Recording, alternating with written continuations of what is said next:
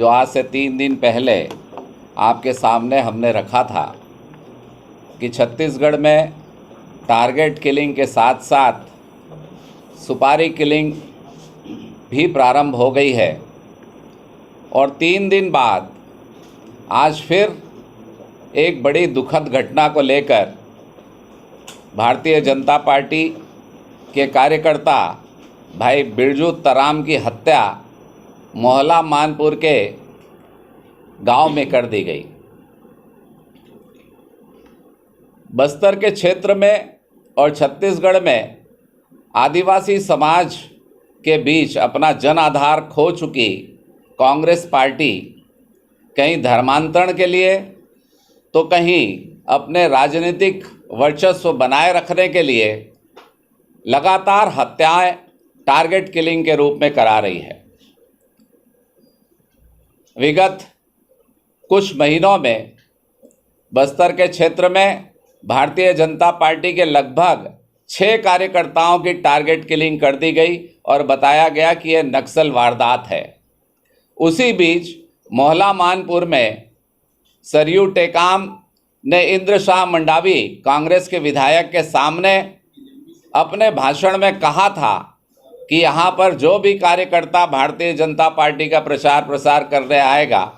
उसे हम काट काट कर फेंक देंगे, उसकी हत्या कर देंगे। कल की वारदात वही मोहला मानपुर की है जहाँ पर भारतीय जनता पार्टी का एक सनातनी कार्यकर्ता आदिवासी भाई जो डॉक्टर रमन सिंह जी की सभा से लौट रहा था, बीच गांव में 10 सशस्त्र संदिग्ध लोगों ने उसे घेर कर उसकी हत्या कर दी। आप सभी को मालूम है उसी गांव में कुछ महीने पहले देवी की मूर्ति को मंदिर से उठाकर तालाब में फेंक दिया गया था और ऐलान किया गया था कि यहाँ दुर्गा की पूजा कोई नहीं करेगा।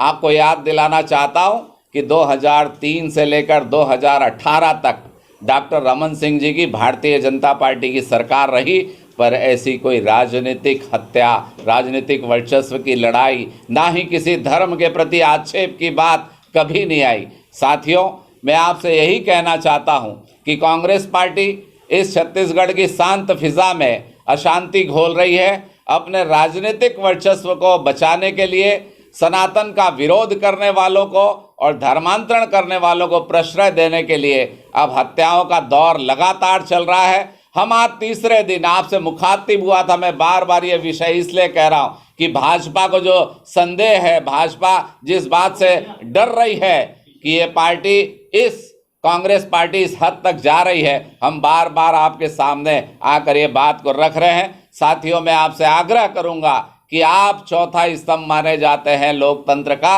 आप इन बातों को ज़्यादा से ज़्यादा जनता के बीच ले जाएं